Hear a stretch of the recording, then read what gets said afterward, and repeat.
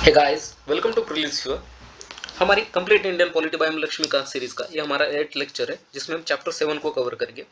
अब तक के जो भी मेरे वीडियोस हैं वो आपको हमारे प्लेलिस्ट में मिल जाएंगे, जो कि इंडियन पॉलिटी बाय लक्ष्मीकांत। तो अब तक हमने 6 चैप्टर कवर कर लिए। पिछला जो चैप्टर था वो था हमारा सिटीजनशिप। ओके, सो ये जो चैप्टर है वो रहेगा ऑन फंडामेंटल राइट्स। सो बिना किसी समय को गवाए हुए हम डायरेक्टली स्टार्ट करते हैं the chapter 7 which is on fundamental rights. So fundamental rights जो है वो part 3 of the Indian constitution के आर्टिकल 12 से लेकर 35 के बीच में दिए गए हैं। ये जो स्लाइड्स है ये है इंट्रोडक्टरी स्लाइड कि कौन से जो फंडामेंटल राइट्स है वो इंडियन सिटीजन्स को अवेलेबल है और कौन से एलियंस को अवेलेबल है, मीन्स फॉरेन नेशनल्स को भी।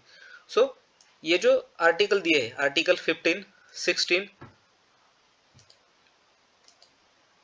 ओके, आर्टिकल 15, 16, 19, 29 एंड 13, ये जो राइट्स है ये ओनली सिटीजन ऑफ इंडिया के लिए अवेलेबल है। ओके, इसके लिए सिटीजन ऑफ इंडिया होना जरूरी है। ओके, तो ओनली सिटीजन्स को अवेलेबल होंगे। तो उन आर्टिकल को आ जाता है article 15, 16, 19 and 29 and 30। So 15 article किसके बारे में है? तो right against discrimination on the grounds of religion, race, caste, sex और प्लेस ऑफ बर्थ।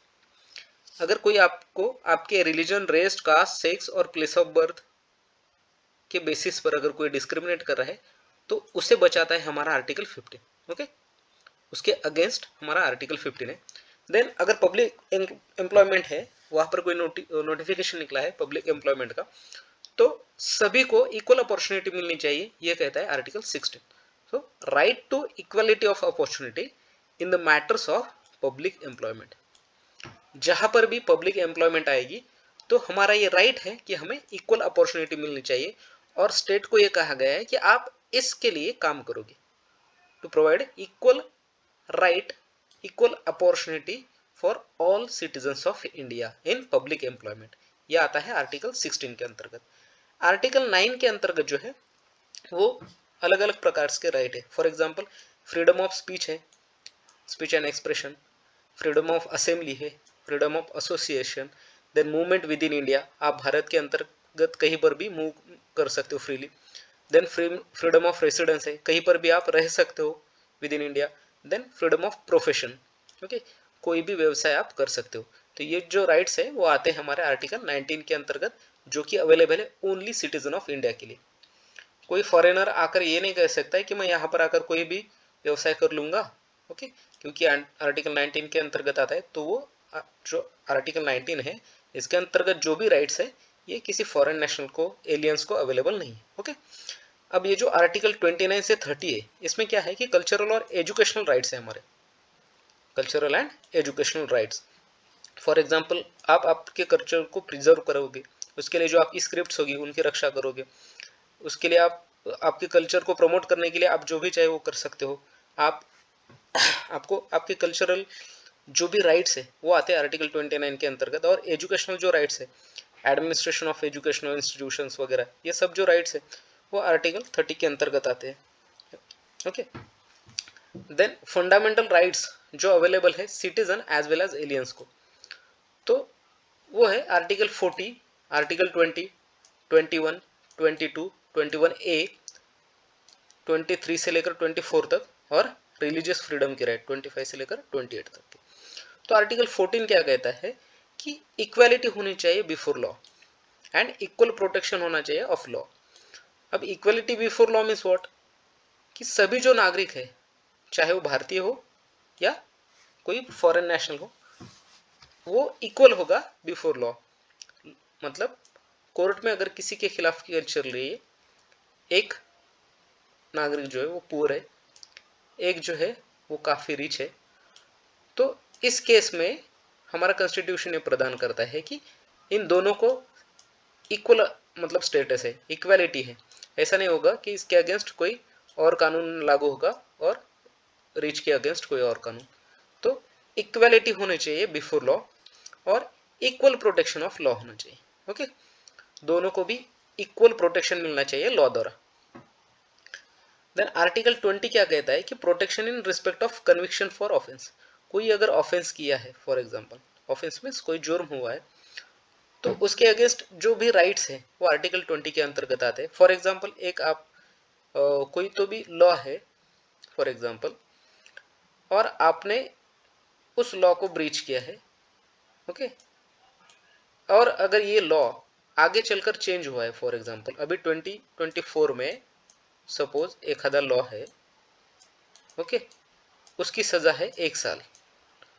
अगर ये 2025 में चलकर इसी लॉ के अंतर इसको रिपील कर दिया और इसकी सजा कर दी गई 2 इयर्स, अगर आपने 2024 में कोई ऑफेंस किया है तो आपको 1 साल की सजा मिलनी चाहिए, ना कि 2 साल की, ओके, क्योंकि ये आगे चलकर लॉ चेंज हुआ है। लेकिन जब आपने ये जुर्म किया था तो उस लॉ के अंतर्गत जो भी सजा होगी उस ऑफेंस के लिए तो वो 2024 के हिसाब से मिलेगी। मतलब जिस टाइम पर ऑफेंस हुआ है उस टाइम पर जो भी लॉ इनेक्टेड होगा उसके अनुसार आपको सजा मिलेगी, उसके अनुसार आपको जो भी आपकी प्रोसेस होगी, ओके, उसके अनुसार ही होनी चाहिए। तो ये जो राइट्स हैं ये आर्टिकल 20 के अंतर्गत बताए गए हैं। देन आर्टिकल 21 क्या कहता है कि पर्सनल लाइफ और लिबर्टी, पर्सनल लाइफ एंड जो लिबर्टी होती है, protection of life and personal liberty, तो इसके अगेंस्ट जो राइट है वो आर्टिकल 21 देता है, और ये कभी भी बर्खास्त नहीं हो सकता है, चाहे वो इमरजेंसी हो चाहे कुछ भी हो। आर्टिकल 21 जो है वो आपका डिप्राइव नहीं किया जाएगा, आपसे छीना नहीं जाएगा। देन आर्टिकल 22 जो है वो देता है आपको protection against arrest and detention in certain cases. For example आपको अरेस्ट किया जा रहा है तो वो किस बेसिस पर किया जा रहा है या डिटेन किस बेसिस पर किया जा रहा है, इसके अगेंस्ट जो भी राइट्स है वो आपके आर्टिकल 22 के अंतर्गत आएंगे। आपको बिना किसी नोटिस के या फिर बिना किसी वारंट के अरेस्ट नहीं किया जा सकता। ये जो राइट है वो आता है आर्टिकल 22 के अंतर्गत, क्योंकि ये एक फंडामेंटल राइट है। देन 21A जो राइट है, जिसे हम राइट टू एजुकेशन कहते हैं, RT एक्ट, जो कि आया था 2009 में, ओके, 2009 में ये ऐड किया गया था fund as a fundamental right, जिसे कहा जाता है right to education, okay. Then prohibition of human traffic and force labour and child labour. अब protection of human trafficking, then force labour and child labour ना हो, इसके अगेंस्ट जो articles है ना वो आर्टिकल 23 एंड 24 है। प्रोटेक्शन ऑफ ह्यूमन ट्रैफिक मतलब क्या है, जो ह्यूमन ट्रैफिकिंग होती है ना, सपोज जो लोग है उनकी कालाबाजारी होती है, ओके। पहले क्या होता था, जब भारत पर अंग्रेजों की सत्ता थी तो जो टी प्लांटेशन होता है ना, टी प्लांटेशन के लिए भारत से कुछ लोगों को उठाकर ले जाया जाता था, ओके, बंधुआ मजदूर करके। तो इन लोगों को है ना उठा के ले कर जाते थे और टी प्लांटेशन में लगाते थे, उसको ह्यूमन ट्रैफिकिंग कहा जाता है। मतलब लोगों को अगवा करना और उनको काम करवाना उनसे, तो ये जो है इसको ह्यूमन ट्रैफिकिंग कहा जाता है। तो इसको प्रोहिबिट करना, इसकी रोकथाम के लिए जो आर्टिकल है वो 23 एंड 24 है। और force labour and child labour, forcefully अगर आपसे कोई काम करवा रहा है, या चाइल्ड लेबर बिलो 14 एज किसी का है और उससे कोई काम करवा रहा है तो आएगा चाइल्ड लेबर के अंतर्गत। और इस पर जो रोकथाम लगाएगा वो लगाएगा आर्टिकल 23 और 24, क्योंकि ये हमारा एक फंडामेंटल राइट है। कोई भी हमें, अगर हमारी उम्र 14 से कम है तो उन बच्चों से कोई भी काम करवा नहीं सकता है, ओके। देन रिलीजियस फ्रीडम के जो राइट है वो आते हैं आर्टिकल 25 से 28 के अंतर्गत।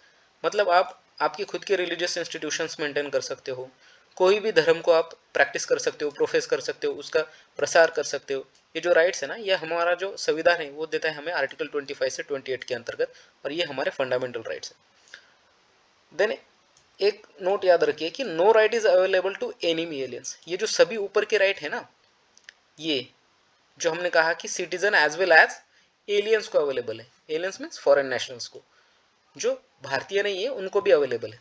14, 20, 21, 22, 21A, 23, 24 और 25, 28 इन आर्टिकल के अंतर्गत जो भी प्रावधान आते हैं ये सभी को अवेलेबल है, Indian citizen as well as foreign nationals, बाहर वाले नागरिकों को।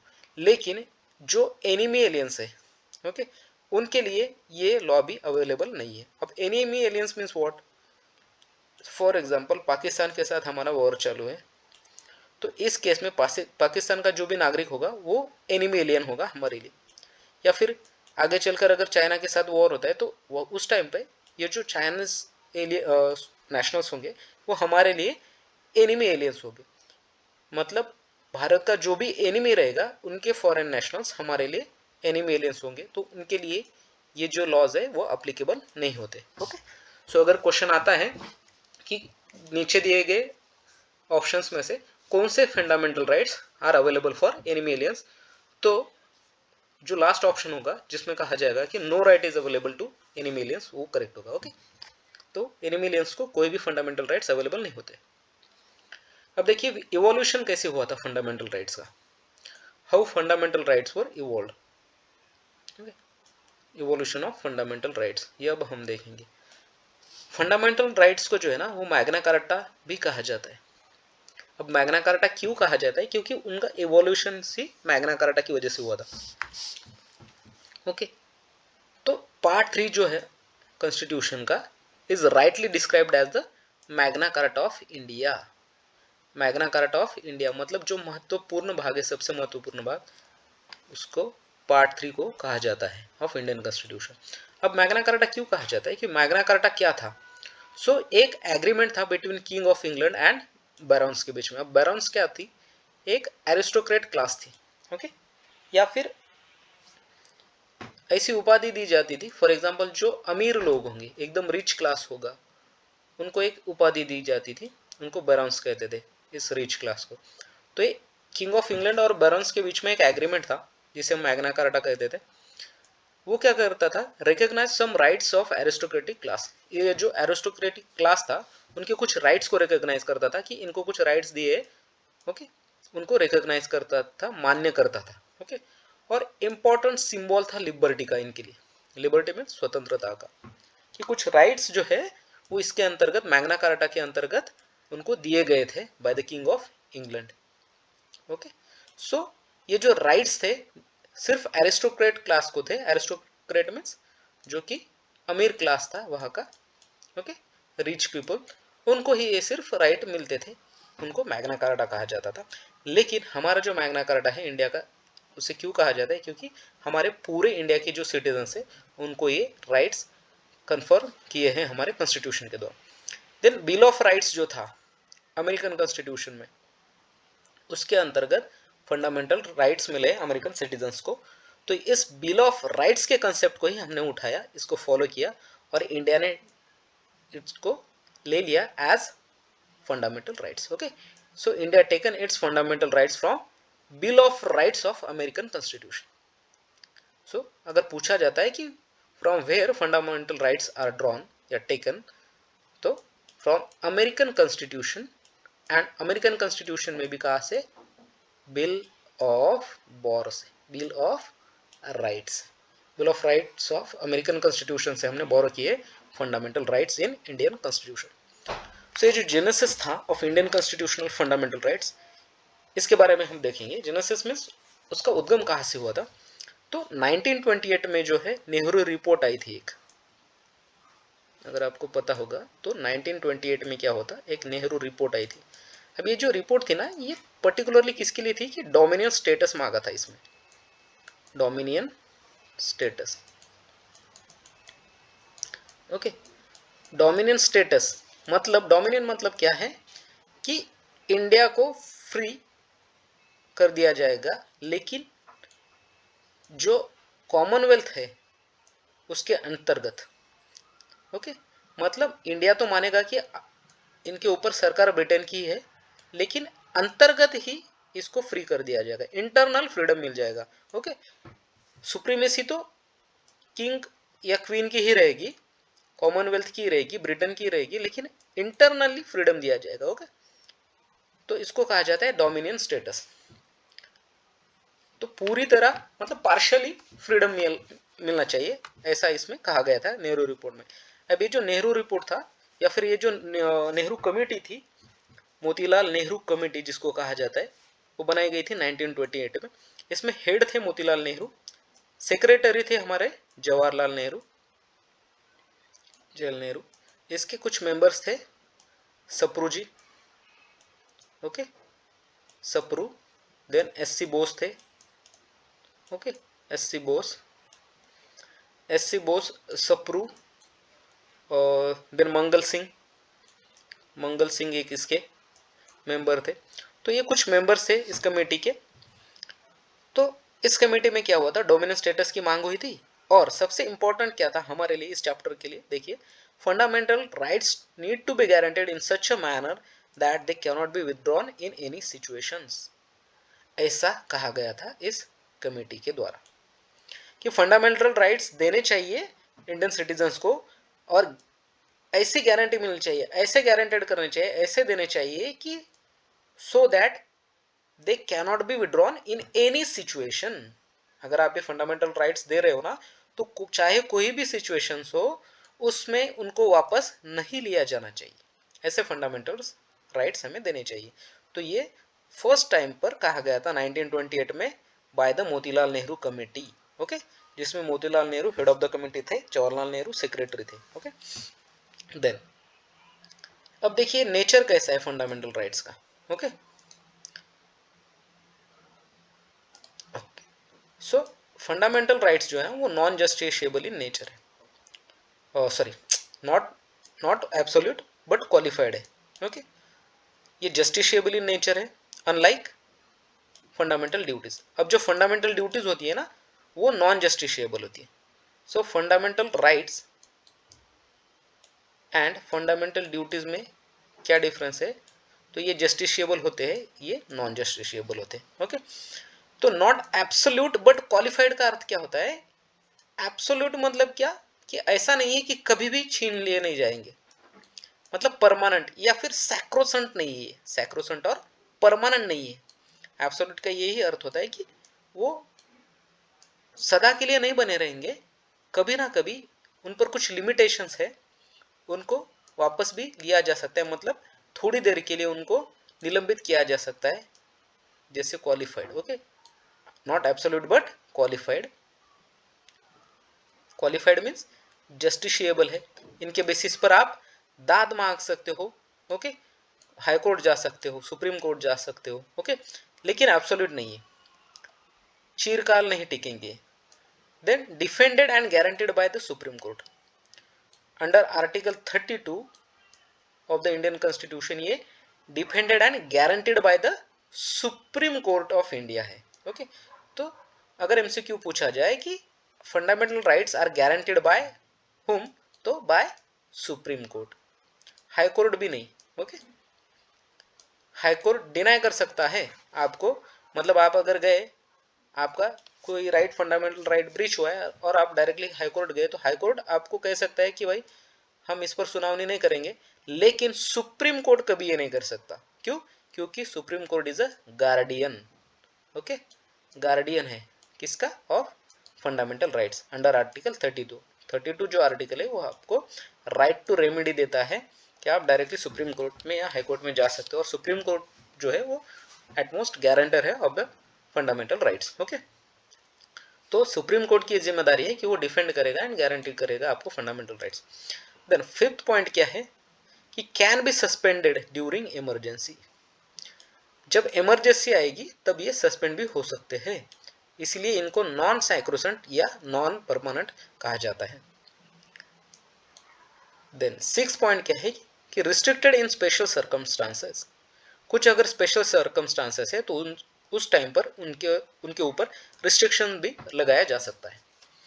Then few are only available to citizens and some to foreigners also.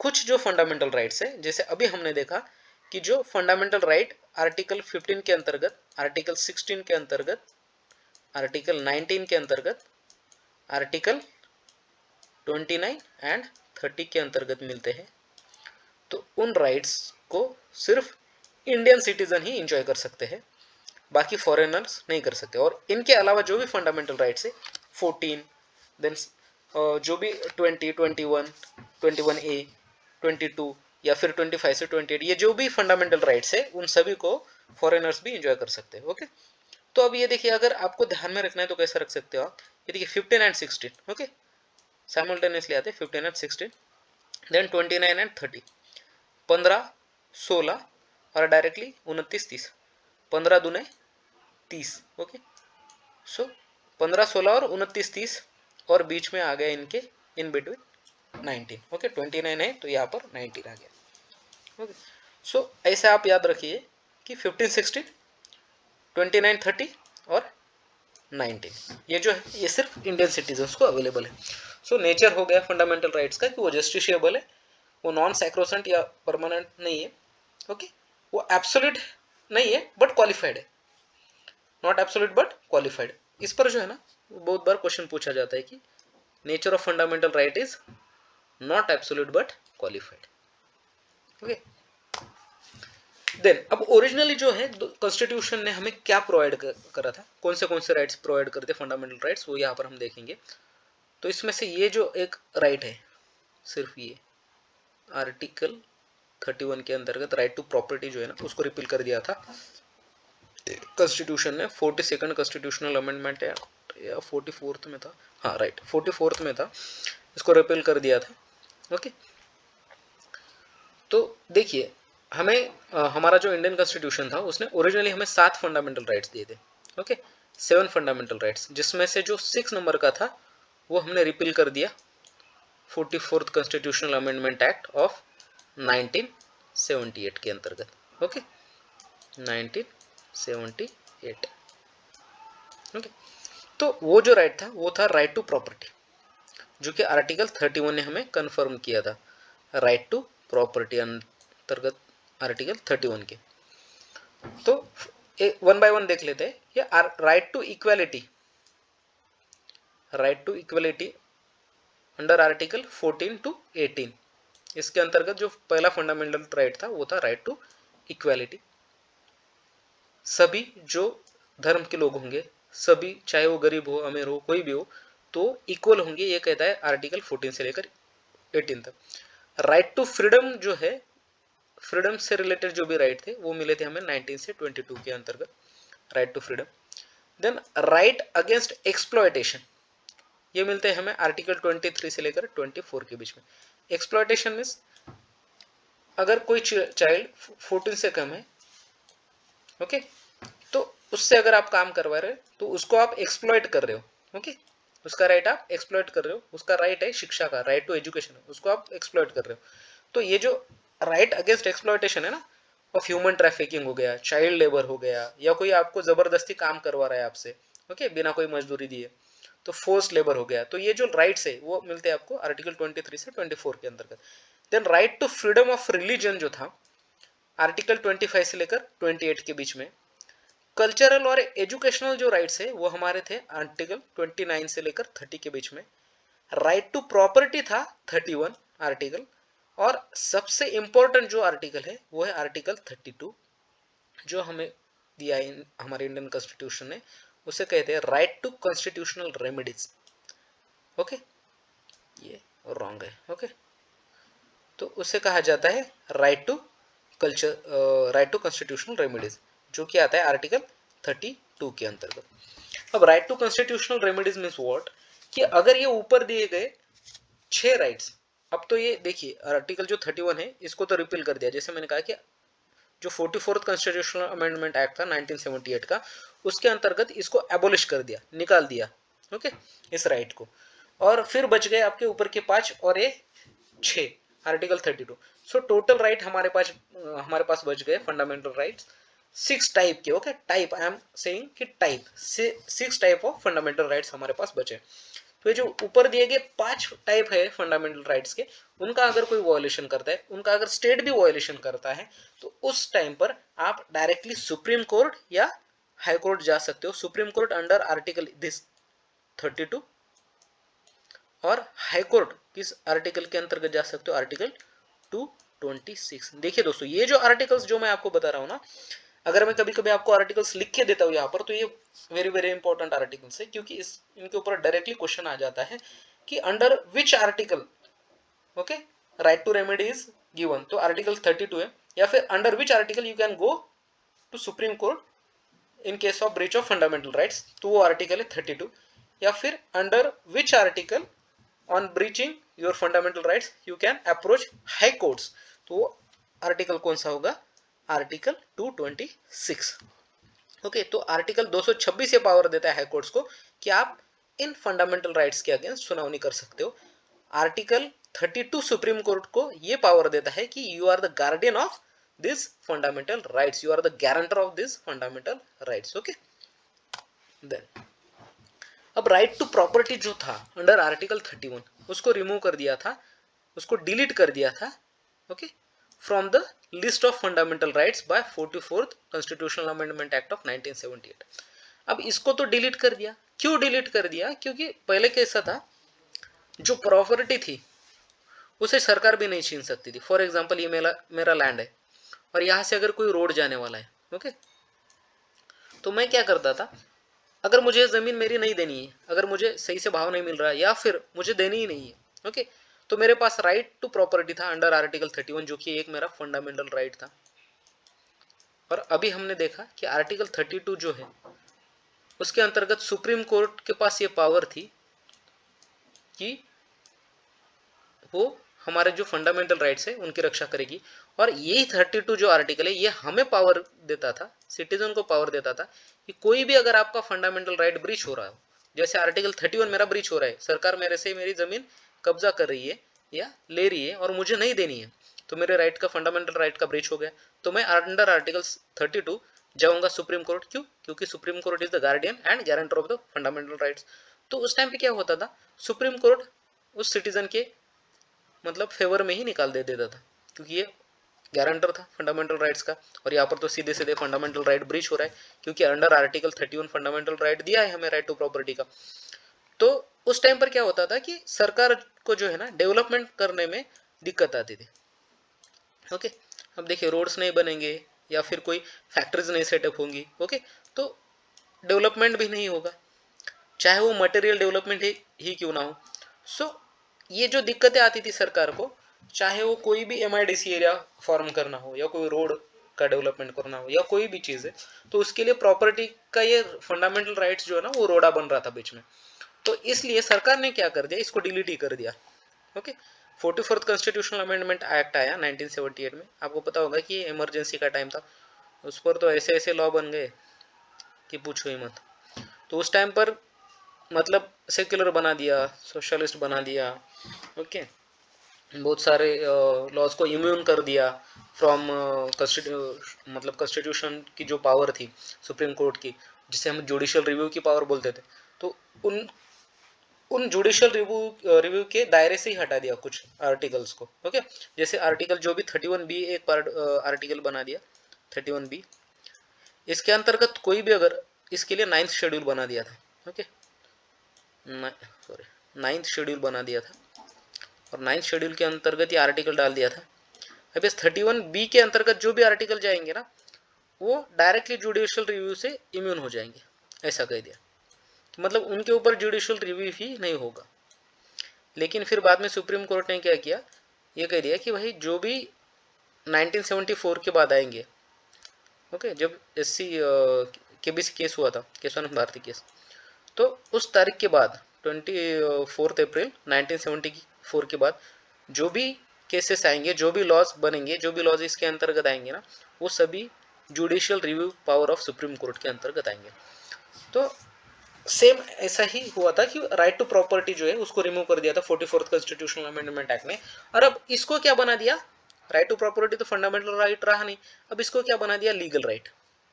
Okay, legal right बना दिया अंडर आर्टिकल 300A। तो ये भी इंपॉर्टेंट है कि फंडामेंटल राइट टू प्रॉपर्टी अगर रिमूव कर दिया तो वो अब कहाँ पर है, तो वो है अंडर आर्टिकल 300A एंड वो है as a legal right. Okay, आपको पता है कि आपका और एक कौन सा लीगल राइट है, जो वोटिंग देने का अधिकार है ना, जब आपकी उम्र 18 की हो जाएगी, 18 एंड अबो, तो जो वोटिंग देने का अधिकार है वो भी एक लीगल राइट है। ओके, वो भी एक लीगल राइट। ओके, उसी प्रकार आर्टिकल 300A जो है वो एक लीगल राइट है हमारा under article 300A right to property. इसको अब डाल दिया उन्होंने पार्ट 12 के अंतर्गत of the Indian constitution. So at present there are only 6 fundamental rights. जैसे हमने पहले देखा कि 7 फंडामेंटल राइट्स मिले थे 1950 में जब कॉन्स्टिट्यूशन आया था, लेकिन अब बच गए सिर्फ 6 राइट्स, क्योंकि राइट टू प्रॉपर्टी जो है वो तो डिलीट कर दिया 44th कॉन्स्टिट्यूशनल अमेंडमेंट एक्ट ने और उसको जाके रख दिया पार्ट 12 के अंतर्गत as a legal right under article 300A। तो आर्टिकल 12 जो है ना वो क्या बताता है, अब देखेंगे वन बाय वन आर्टिकल्स। देखिए दोस्तों, इस जो चैप्टर है इसमें हम आर्टिकल 12, 13 या 14 ये तीनों को कवर कर लेंगे। देन बाकी के जो बचे हैं वो इसके लिए हमारे इस लेक्चर के और भी पार्ट्स आएंगे। ओके, क्योंकि अगर इसी के अंतर्गत कवर करूंगा ना तो कम से कम 2 से 2.5 घंटे सिर्फ फंडामेंटल राइट्स के लिए लगेंगे, क्योंकि ये जो चैप्टर है ये सबसे इंपॉर्टेंट चैप्टर है ऑफ द इंडियन पॉलिटी। सो इसको हम अच्छे तरीके से कवर करेंगे। सो फर्स्ट जो है आर्टिकल 12 है of the Indian constitution. Article 12 क्या बताता है कि डेफिनेशन ऑफ स्टेट को बताता है कि स्टेट टर्म जो है उसका अर्थ क्या है, उसको आर्टिकल 12 बयां करता है। Article 12 has defined the term state. So government and parliament of India, that is executive and legislative organs of the union government, जो गवर्नमेंट है एंड पार्लियामेंट जो है इंडिया की, पार्लियामेंट में दोनों आते हैं, legislative and executive organs, okay, of the union government. Then और क्या आएगा स्टेट के अंतर्गत, तो गवर्नमेंट आएगी, लेजिस्लेचर आएगी स्टेट्स की भी, जैसे सेंटर की आ गई गवर्नमेंट एंड लेजिस्लेचर, जिसमें फिर से एग्जीक्यूटिव एंड लेजिस्लेटिव ऑर्गन्स होंगे ऑफ द स्टेट गवर्नमेंट। जैसे स्टेट की है, सॉरी सेंटर की है एग्जीक्यूटिव एंड लेजिस्लेटिव ऑर्गन्स वाली गवर्नमेंट, उसी प्रकार स्टेट की भी जो गवर्नमेंट है, स्टेट की भी जो पार्लियामेंट है, लेजिस्लेचर है, वो उसके दोनों organs executive and legislative, okay. जैसे यहाँ पर पीएम आएंगे, उनकी कैबिनेट आएगी, ओके, उनके जो भी नियुक्त किए गए मेंबर्स होंगे वो यहाँ पर आएंगे। उसी प्रकार मतलब यहाँ पर एमपीज वगैरह, तो उसी प्रकार यहाँ पर भी सीएम आएंगे, उनकी कैबिनेट आएगी, और यहाँ पर भी कुछ एमएलएज आएंगे, ये तो आएंगे लेजिस्लेटिव असेंबली में, ओके। यहाँ पर आएंगे एमएलए, यहाँ पर आएंगे MP member of parliament, okay. यहाँ पर उसी प्रकार member of legislative assembly state वाले। तो ये सभी जो आएंगे ना वो government and legislature of state, government and parliament of India, ये सभी आएंगे स्टेट के अंतर्गत, मतलब इसे स्टेट कहा जाता है। देन ऑल जो लोकल अथॉरिटीज है, that is municipalities, panchayat, district boards, then improvement trust जो होंगे, मतलब जो हमारी म्यूनिसिपालिटी होती है, जो हमारे पंचायती राज इंस्टीट्यूशन होती है, for example Panchayati Raj institution में आ गए आपके सरपंच, है कि नहीं। म्यूनिसिपालिटी जो है उसके जो भी अधिकारी होंगे वो, देन डिस्ट्रिक्ट बोर्ड्स होते हैं अलग अलग प्रकार के, वो, देन ट्रस्ट होती है जिन्हें सरकार द्वारा रन किया जाता है, तो ये सभी स्टेट के टर्म के अंतर्गत आते हैं, okay. Then all other authorities, that is statutory हो या नॉन स्टैट्यूटरी अथॉरिटीज हो, लाइक एलआईसी हो गया, ओएनजीसी हो गया, सेल हो गया। देखिए जो मिनी रत्ना, महारत्ना कंपनीज होती है ना, वो भी स्टेट के अंतर्गत आती है, मतलब स्टेट टर्म के अंतर्गत आती है, ओके। स्टेट जो टर्म है ये बहुत ही वाइड टर्म है। जो भी इंस्टीट्यूशन, जो भी कोई भी अगर कोई कमेटी होगी, जो एखादा इंस्टीट्यूशन होगा, एखादा बोर्ड होगा, जो भी स्टेट द्वारा रन होता है ना, स्टेट द्वारा फंडेड होता है, या किसी भी प्रकार स्टेट से एसोसिएटेड होता है, या स्टेट का कार्यभार भी अगर वो चला रहा होता है, फॉर एग्जाम्पल एखादी प्राइवेट बॉडी है लेकिन सरकारी काम उनको दिया गया और वो सरकारी काम वो खुद मतलब खुद निभा रही है, तो वो भी स्टेट के डेफिनेशन के अंतर्गत आएगी, okay. Then according to the supreme court, even a private body or an agency working as an instrument of the state falls within the meaning of the state under article 12, okay. So अगर आपको पूछा जाए कि कोई अगर private body है या agency है जो वर्क करिए as an instrument of state, instrument of state mean state की कोई एजेंसी एज स्टेट का रिप्रेजेंटेटिव करके वो अगर काम कर रही है, तो वो भी फॉल्स होती है with in the meaning of state, okay. तो वो उसको भी हम स्टेट बुलाएंगे, ओके, स्टेट का दर्जा दिया जाएगा उसी को, ओके। सो ये आर्टिकल 12 के अंतर्गत आएगी, ऐसा सुप्रीम कोर्ट द्वारा कहा गया है, okay. So even a private body और agency, an agency working as an instrument of state falls within the term state under article 12. then article जो 13 है ना वो लॉ को डिफाइन करता है, जैसे आर्टिकल 12 स्टेट को डिफाइन करता है वैसा ही आर्टिकल 13 जो है वो लॉ से रिलेटेड है। तो ये क्या कहता है कि जो लॉ इनकंसिस्टेंट है या डेरोगेटरी है टू द फंडामेंटल राइट्स उसको डिफाइन करता है, ओके। सो आर्टिकल 13 क्या कहता है कि अगर कोई लॉ डेरोगेटरी है, फंडामेंटल राइट्स का कोई उल्लंघन कर रहा है, तो उस लॉ को नल एंड वॉइड जो कर सकता है वो आर्टिकल 13 कर सकता है, उसको डिक्लेयर कर सकता है as a null and void. Okay, so article 13 declares that laws that are inconsistent with and in derogation of the any of the fundamental rights, अगर कोई भी फंडामेंटल राइट्स है उसका अपमान कर रहा है कोई लॉ या उसको ब्रीच कर रहा है, तो उनको shall be null and void declare किया जा सकता है अंडर आर्टिकल 13 उस लॉज को. Okay, it expressively provides for the doctrine of judicial review. अब डॉक्ट्रिन ऑफ जुडिशियल रिव्यू किस आर्टिकल के अंतर्गत प्रदान किया जाता है, तो वो है आर्टिकल 13, क्योंकि इसी आर्टिकल से सुप्रीम कोर्ट को पावर मिलती है कि आप जुडिशियल रिव्यू कर सकते हो किसी भी लॉ का जो इन डेरोगेटरी है ऑफ द फंडामेंटल राइट्स या फंडामेंटल राइट्स को ब्रीच कर रहा है, उल्लंघन कर रहा है. सो जुडिशियल रिव्यू की पावर कहाँ से मिलेगी सुप्रीम कोर्ट को, तो वो एक्सप्लिसिटली कहाँ पर मेंशन की गई है, आर्टिकल 13 के अंतर्गत. ओके, सो ये एक इंपॉर्टेंट फैक्ट है.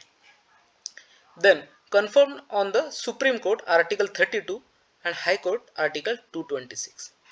तो जैसा मैंने कहा था कि आर्टिकल 32 जो है वो कंफर्म करता है सुप्रीम कोर्ट को कि आप इसके ऊपर जुडिशियल रिव्यू कर सकते हो, और आर्टिकल 226 भी कंफर्म करता है कि आप फंडामेंटल राइट्स जो है उसके अगेंस्ट केस को आप सुनवाई कर सकते हो. ओके, अब सेकंड जो लॉ इन आर्टिकल 1 है, ओके, वो क्या कहता है कि लॉ का मतलब क्या है, ये डिफाइन किया जाता है आर्टिकल 13 के अंतर्गत कि परमानेंट लॉज कौन कौन से हो सकते हैं, तो permanent laws enacted by the parliament or the state legislature. For example कोई लॉ है जो पार्लियामेंट द्वारा बनाया गया है या फिर स्टेट की जो लेजिस्लेटिव असेंबली है उसके द्वारा अगर बनाया गया है तो उसे लॉ कहा जाएगा. ओके, देन जो टेम्पररी लॉज है like ordinance issued by the president और द स्टेट गवर्नर्स. अब जो ऑर्डिनेंस होते हैं ना वो सीमित समय के लिए किए जाते हैं. फॉर एग्जांपल कोई असेंबली बर्खास्त हो चुकी है, स्टेट की लेजिस्लेटिव असेंबली अगर कार्यरत नहीं है, तो इस केस में क्या किया जाता है कि गवर्नर जो है वो लॉ बनाता है, या अगर हमारी पार्लियामेंट जो है वो बर्खास्त हो चुकी है, वहाँ की जो असेंबली है लोकसभा वो अगर बर्खास्त हो चुकी है, तो उस केस में क्या करते हैं, प्रेसिडेंट जो होते हैं ना वो एक ऑर्डिनेंस पास करते हैं टेम्पररी लॉ बनाने के लिए. तो ये जो ऑर्डिनेंस होते हैं वो भी लॉ की डेफिनेशन के अंतर्गत आते हैं.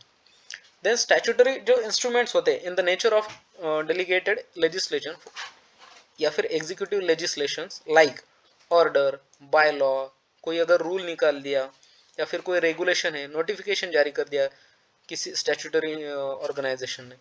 ओके, स्टैट्यूटरी मतलब जिसको सरकारी मान्यता है, तो उन नोटिफिकेशंस को भी लॉ के अंतर्गत माना जाएगा. देन जो नॉन लेजिस्लेटिव सोर्सेस है of law, that is custom or usage having the force of law. अगर कोई नॉन लेजिस्लेटिव भी सोर्सेस है, ओके, लेकिन उनको अगर सरकारी मान्यता है और उनके द्वारा अगर कोई नियम बनाया जाता है तो वो भी लॉ के अंतर्गत आएगा. सो लॉ क्या क्या होता है कि कोई भी लॉ जो हमारी पार्लियामेंट इनेक्ट करती है, फॉर एग्जांपल अभी जो 2019 में आया था कि कॉन्स्टिट्यूशनल अमेंडमेंट एक्ट आया था, या फिर उससे हम कहते हैं सिटीजनशिप अमेंडमेंट एक्ट, तो वो एक लॉ है. क्यों? क्योंकि उसको पार्लियामेंट द्वारा बनाया गया है. देन अगर कोई प्रेसिडेंट या गवर्नर ऑर्डिनेंस इशू करते हैं तो वो भी लॉ के अंतर्गत आएगा. ओके, सो ये लॉज की डेफिनेशन दी गई थी. अब देखिए जुडिशियल रिव्यू मतलब क्या होता है और इसका ओरिजिन कहाँ से हुआ था, तो ये यूएसए से हुआ था. जैसे यहाँ पर देखा जाए तो यूएसए से उसका ओरिजिन हुआ था. इन इंडियन कॉन्स्टिट्यूशन क्या है, एक्सप्लिसिटली मेंशन किया है इन आर्टिकल 13. किस किस के बारे में कहा है, आर्टिकल 13 में खुद आर्टिकल 13 के बारे में कहा गया कि कॉन्स्टिट्यूशन को पावर दी गई है जुडिशियल रिव्यू की, ऐसा कहा गया. देन उसी में कहा गया है कि अंडर आर्टिकल 32 सुप्रीम कोर्ट को यह पावर दी गई है जुडिशियल रिव्यू की, और अंडर आर्टिकल 226 यही power of judicial review is given to high court. Against what, against fundamental rights. अगर फंडामेंटल राइट्स किसी के ब्रीच होते हैं तो उनके अगेंस्ट जो जुडिशियल रिव्यू की पावर है वो आर्टिकल 32 प्रदान करता है सुप्रीम कोर्ट को, और आर्टिकल 226 प्रदान करता है हाई कोर्ट को.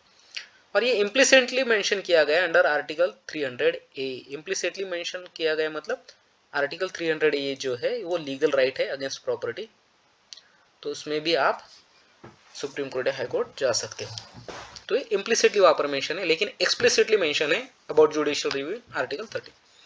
सो JR जो है, जुडिशियल रिव्यू जो है, is a part of basic structure, is a part of basic structure as held in Kesavananda Bharati case. जैसे मैंने कहा था कि 1973 में जो केस हुआ था KBC केस, और जैसा हमने देखा कि कुछ जो लॉज है अंडर 9th शेड्यूल उनको डंप किया जाता था उस शेड्यूल के अंतर्गत 31B के अंतर्गत, और कहा जाता था कि ये इम्यून है, मतलब इन पर आप जुडिशियल रिव्यू नहीं कर सकते हो। जो सुप्रीम कोर्ट की पावर थी ना जुडिशियल रिव्यू की, उसको ही छीन लिया था।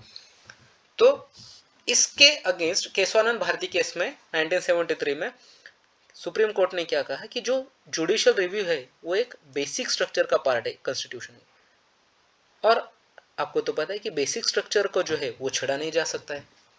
आप basic structure of the constitution को हटा नहीं सकते हो। आपको जो आर्टिकल 368 के अंतर्गत जो पावर मिलती है ना कॉन्स्टिट्यूशन को अमेंड करने की, ये लिमिटेड है। कॉन्स्टिट्यूशन ने क्या, सुप्रीम कोर्ट ने क्या कहा था कि ये पावर जो है वो लिमिटेड है, अनलिमिटेड नहीं है कि आप चाहे पूरा का पूरा संविधान ही बदल दो, सुप्रीम कोर्ट की जुडिशियल रिव्यू की पावर ही खत्म कर दो। तो आपको जो 368 के अंतर्गत दी गई है वो लिमिटेड पावर है। आप कॉन्स्टिट्यूशन को अमेंड तो कर सकते हो, लेकिन उसका basic structure, doctrine of basic structure इस केस में बताया गया था कि आप बेसिक स्ट्रक्चर को हिला नहीं सकते। तो डॉक्ट्रिन ऑफ बेसिक स्ट्रक्चर कब का दिया गया था, तो KBC जो केस था हमारा, केशवानंद भारती केस ऑफ 1973, इसमें डॉक्ट्रिन ऑफ बेसिक स्ट्रक्चर दिया गया था।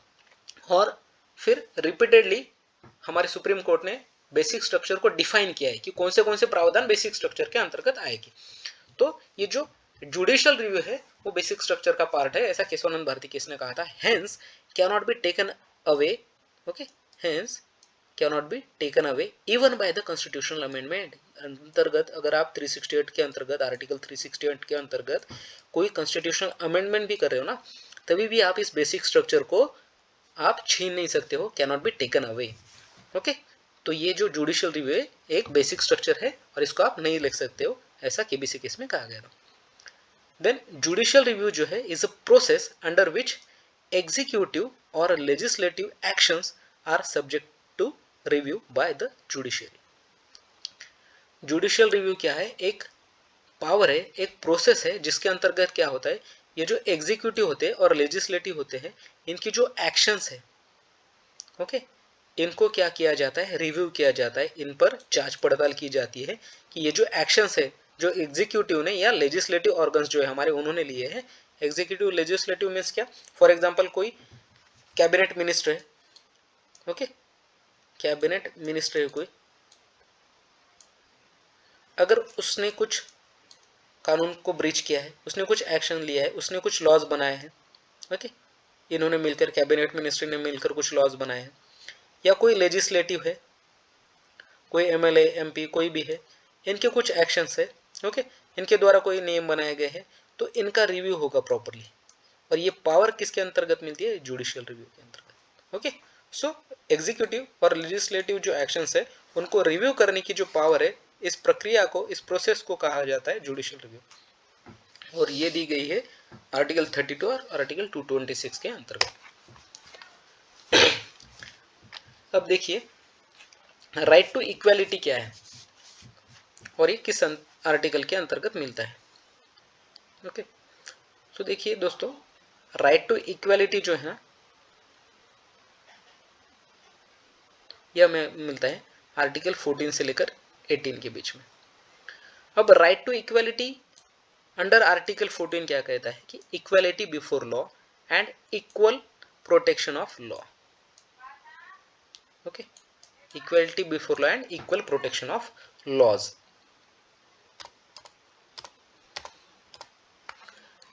The state shall not deny to any person equality before law or the equal protection of laws within the territory of India। Bharat की जो भी सीमा है उसके अंतर्गत जो भी लॉज है उनका इक्वली, उनको इक्वल प्रोटेक्शन मिलेगा किसी भी सिटीजन को उन लॉज के बेसिस पर, और हर एक भारतीय जो होगा उसको इक्वालिटी का अपॉर्चुनिटी मिलेगा। ओके, स्टेट जो है वो डिनाई नहीं कर सकता किसी भी पर्सन को इक्वलिटी बिफोर लॉ, कानून के अंतर्गत जो भी इक्वलिटी होगी, ओके, उसको आप डिनाई नहीं कर सकोगे, और equal protection of the laws within the territory of India, ये कहता है आर्टिकल 14। अब आर्टिकल 14 से एसोसिएटेड जो भी आइडियाज है वो देखेंगे।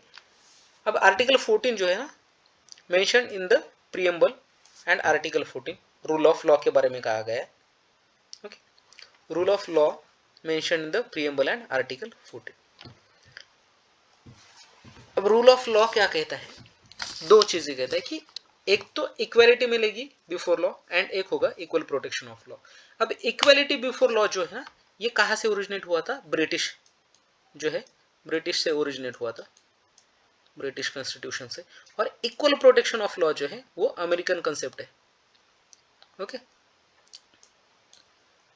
अब इक्वालिटी बिफोर लॉ मीन्स क्या, absence of any special privilege, मतलब अगर कोई अमीर है कोई गरीब है, ओके, ये जो असमानता है ना ये नहीं होनी चाहिए, ओके। अगर कोई गरीब है कोई अमीर है तो अमीरों के लिए एक अलग कानून होगा, गरीबों के लिए एक अलग कानून होगा, ऐसा नहीं होना चाहिए, सभी के लिए इक्वल लॉज होंगे, ओके। तो लॉज में इन दोनों को इक्वली ट्रीट किया जाएगा, ये कहता है इक्वलिटी बिफोर लॉ, चाहे वो गरीब हो चाहे वो अमीर हो, उनके लिए सेम लॉ होगा। Equal subjection of all persons to ordinary law, for example किसी ने एक्सीडेंट कर दिया है तो उसके अंतर्गत जो भी सजा होगी ना वो सभी को समान होगी, किसी भी क्लास, किसी भी वर्ग, किसी भी जाति, किसी भी स्टेटस के अंतर्गत आपको डिस्क्रिमिनेट नहीं किया जाएगा, आपको सभी को जो है वो इक्वल लॉज अप्लाई होंगे, ओके। देन निगेटिव कंसेप्ट है ये, निगेटिव मीन्स व्हाट, ये कहती है कि जो है प्रिविलेज क्लास नहीं होना चाहिए, कोई स्पेशल क्लास नहीं होना चाहिए, चाहे वो स्टेटस के बेसिस पर हो चाहे वो रिलीजन के बेसिस पर हो, तो ये एक निगेटिव कंसेप्ट है। लेकिन इक्वल प्रोटेक्शन ऑफ लॉ क्या कहता है कि ये एक पॉजिटिव कंसेप्ट है, ये एक पॉजिटिव अप्रोच है। अब इसमें कहा जाता है कि like should be treated alike, like should be treated alike means what, for example अगर कोई बंदा है, ओके, वो माइनर है फॉर एग्जांपल, उसके द्वारा अगर कोई गुनाह किया जाता है, अब हमारे कॉन्स्टिट्यूशन में क्या कहा गया है कि अगर कोई माइनर है वो अगर कोई खून या कोई अपराध कर देता है तो उसको फांसी की सजा नहीं हो सकती, राइट। अब देखिए अगर कोई 18 से ऊपर का बंदा है, उसने अगर वही कानून किया, सॉरी वही जुर्म किया, तो उसको फांसी की भी सजा हो सकती है या उसको थोड़ी रिग्रेस सजा होगी, वाइल जो माइनर है उसको कम सजा होगी। या फिर कोई अगर लेडी प्रेग्नेंट है तो उस टाइम पर उनकी जो सजा है ना उनको शिथिल कर दिया जाता है, ओके। वाइल अगर कोई आम लेडी है, नॉर्मल लेडी है, तो उसके लिए रिग्रेस सजा होगी। तो ये जो सिचुएशन देखकर जो सजा का जो रूप है, स्वरूप है, उसको बदला जाता है ना, उसे कहा जाता है कि like should be treated alike, okay. जो दो समान लोग हैं उनको समानता से आप ट्रीट करो, और अगर दो लोगों में असमानता है तो आप उनको असमान तरीके से ट्रीट करो, okay. Then equality of treatment under equal circumstances, equality of treatment under equal circumstances. देखिए हमारे यहाँ पर कानून है ना कि अगर आपका खुद का आत्मरक्षण कर रहे हो और उस टाइम पर अगर आपसे कोई गोली चल जाती है या कुछ हो जाता है, अपराध हो जाता है, तो उसके लिए आपको अलग से कानून लागू होगा। लेकिन अगर आपने खुद से किसी को गोली मार दी, ओके, कोई भी सेल्फ डिफेंस नहीं था, कुछ नहीं था, लेकिन आपने अपराध कर दिया, किसी का खून कर दिया, तो उसके लिए एक अलग सजा है, ओके। सो ये जो सिचुएशन है, अगर सिचुएशन सेम नहीं है तो आपको जो लॉज है वो भी सेम अप्लाई नहीं होंगे, वो अलग अलग अप्लाई होंगे। सो इक्वल अगर सिचुएशन है तभी आपको इक्वल लॉज अप्लाई होंगे, अनइक्वल सिचुएशन है, अलग अलग सिचुएशन है, उसके अंतर्गत आप गुनाह कर रहे हो तो अलग अलग आपको लॉज अप्लाई होंगे। तो ये जो कंसेप्ट था वो अमेरिकन कंसेप्ट था। तो इक्वल प्रोटेक्शन ऑफ लॉ का अर्थ यही है कि लॉ जो है वो इक्वली अप्लाई होगा इक्वल सर्कमस्टांसेस में। अगर दो बंदे हैं उनके अंतर्गत अगर असमानता है अगर वो इक्वल नहीं है, लाइक नहीं है, एक समान नहीं है, कोई फॉर एग्जांपल डिसेबल्ड है तो उसके लिए थोड़ा अलग प्रकार से कानून होगा। कोई अगर प्रेग्नेंट लेडी है तो उसके लिए थोड़े से जो कानून है वो रिग्रेस नहीं होंगे, वो थोड़े से शिथिल हो जाएंगे। तो ये जो कंसेप्ट है ये मिलती है हमें आर्टिकल 14 के अंतर्गत, जिससे कहा जाता है इक्वलिटी बिफोर लॉ या फिर इक्वल प्रोटेक्शन ऑफ लॉ। तो देखिए दोस्तों, ऑलरेडी 50 मिनट्स हो चुके हैं, तो जो आने वाला जो पार्ट है फ्रॉम आर्टिकल 15 वो हम दूसरे जो पार्ट्स हैं हमारे आने वाले, उसके अंतर्गत आने वाले लेक्चर्स के अंतर्गत कवर करेंगे। अभी हम आर्टिकल 14 करके यहाँ पर ही रुक जाएंगे। Okay, so explanation of rule of law क्या कहता है कि element of rule of law, absence of arbitrary power. Arbitrary power नहीं होनी चाहिए कोर्ट के पास भी या फिर किसी के पास भी। इक्वलिटी बिफोर लॉ होना चाहिए, लॉ के सामने सभी समान होने चाहिए। कोई भी क्लास, स्पेशल रिलीजन ऐसा नहीं होना चाहिए, या फिर जिसे कहा जाता है प्रिविलेज क्लास होना नहीं चाहिए, प्रिविलेज क्लास अब्सेंट होना चाहिए, इसे कहा जाता है equality before law. Then primacy of individual rights, जो इंडिविजुअल राइट्स है उनको इंपॉर्टेंस मिलना चाहिए देन द सोशल राइट्स। किसी एक इंडिविजुअल के ऊपर अत्याचार नहीं होना चाहिए। ओके, सुप्रीम कोर्ट ने वेराज क्या कहा था कि equals and unequals are treated differently. Okay, जो इक्वल्स होंगे एंड अनइक्वल्स होंगे, अभी मैंने कहा था कि सपोज एक कोई माइनर है और एक कोई अडल्ट है, तो ये इक्वल तो नहीं है, ये अनइक्वल है। तो इक्वल अगर है, दो 18 एज वाले लोग हैं तो उनको इक्वली ट्रीट किया जाएगा। एक माइनर है 18 से कम है और एक 18 वाला है तो इनको अनइक्वली ट्रीट किया जाएगा। Okay, article 4 doesn't apply. Okay, तो एससी ने कहा था कि सॉरी आर्टिकल 14 होना चाहिए, where equals and unequals are treated differently, article 4 doesn't apply, article 14 doesn't apply. Article 14 forbids class legislation but permits reasonable classification of person based on intelligible differential and substantial distinctions. Okay, article 14 जो है वो forbid करता है class legislation, means कोई भी privilege class नहीं होना चाहिए, but permits reasonable classification of person based on intelligible differentials. मतलब क्लास के बेसिस पर या कास्ट के बेसिस पर, रिलीजन के बेसिस पर तो आप कोई प्रिविलेज क्लास नहीं बना सकते हो, लेकिन इक्वल और अनइक्वल के बेसिस पर आप बना सकते हो। Okay, article 14 is not absolute, जैसे पहले भी हमने कहा है कि कुछ जो फंडामेंटल राइट्स है वो एब्सोल्यूट नहीं होते हैं, उनको उनके ऊपर रिजनेबल रेस्ट्रिक्शंस लगाए हैं हमारे कॉन्स्टिट्यूशन में। सो फ्यू एक्सेप्शंस क्या है इसके लिए, president and governor, no criminal proceeding. Article 14 जैसा हमने कहा है ना कि सभी को इक्वली ट्रीट किया जाना ही चाहिए, कोई भी स्पेशल क्लास नहीं होना चाहिए, लेकिन उसके एक्सेप्शंस क्या, एक्सेप्शंस जो है वो कॉन्स्टिट्यूशन ने मेंशन किए कि अगर कोई प्रेसिडेंट है या कोई गवर्नर ऑफ इंडिया है, ओके, किसी गवर्नर का सॉरी स्टेट का गवर्नर है तो कोई प्रेसिडेंट ऑफ इंडिया है, ओके, तो उनके ऊपर कोई भी क्रिमिनल प्रोसीडिंग नहीं होनी चाहिए। तो ये आर्टिकल 14 के अंतर्गत जो लोग नहीं आते वो हम अभी यहाँ पर देख रहे हैं। तो president and governors no criminal proceeding shall be on there, ठीक है। तो प्रेसिडेंट और गवर्नर पर कोई क्रिमिनल प्रोसीडिंग नहीं होगी। Civil proceedings after 2 months of notice. Okay, अगर उन्होंने नोटिस दिए तो उसके बाद 2 महीने तक भी उनका कोई सिविल प्रोसीडिंग नहीं होनी चाहिए। Diplomatic immunity to ambassadors and diplomats, अगर कोई भी फॉरेन नेशनल्स एम्बेसडर्स हैं हमारे यहाँ पे या डिप्लोमेट्स हैं तो उनको भी आर्टिकल 14 के अंतर्गत इम्यूनिटी दी गई, वो भी आर्टिकल 14 के अंतर्गत नहीं आएंगे। United Nations organisation and its agencies, जो हमारे देश में यूएनओ की एजेंसीज है, ओके, अगर कोई काम कर रही है, या फिर यूएनओ को भी इस आर्टिकल 14 के अंतर्गत नहीं स्थान दिया गया है, ओके, वो भी एग्जेम्प्टेड है। तो देखिए दोस्तों, आर्टिकल 14 हमने कवर कर लिया, आर्टिकल 13, आर्टिकल 12। तो क्विकली एक बार देख लेते हैं कि आर्टिकल 12 क्या था। आर्टिकल 12 था स्टेट्स के डेफिनेशन के बारे में। आर्टिकल 13 क्या था, तो आर्टिकल 12 था स्टेट्स के बारे में। आर्टिकल 13 जो था ना, वो कहता था कि लॉ जो भी इनकंसिस्टेंट होंगे हमारे फंडामेंटल राइट्स से रिलेटेड, ओके, अगर हमारे फंडामेंटल राइट्स को कोई लॉज ब्रीच कर रहे हैं तो आर्टिकल 32 और आर्टिकल 226 के अंतर्गत जुडिशियल रिव्यू की पावर मिलती है सुप्रीम कोर्ट और हाई कोर्ट को रिस्पेक्टिवली। और कौन कौन से लॉज जो है, मतलब लॉ की जो डेफिनेशन थी वो उसकी कैटेगरीज बताई थी आर्टिकल 13 ने, कि अगर पार्लियामेंट कोई लॉ बनाता है या स्टेट लेजिस्लेचर कोई लॉ बनाता है तो उसको लॉ कहा जाएगा। कोई ऑर्डिनेंस पास किया जाता है प्रेसिडेंट या हमारे गवर्नर के द्वारा तो उसे भी लॉ कहा जाएगा। कोई लेजिस्लेटिव ऑर्गन है, एग्जीक्यूटिव ऑर्गन है, तो उनके द्वारा अगर कोई लॉज पास किए जाते हैं या फिर कोई और मतलब नोटिस पास की जाती है तो वो भी लॉज के अंतर्गत आएगी। या कोई स्टेट द्वारा कार्यरत कोई मशीनरी है, चाहे वो प्राइवेट भी क्यों ना हो, तो वो भी अगर कुछ लॉज बनाती है तो वो भी लॉ कहलाएगा।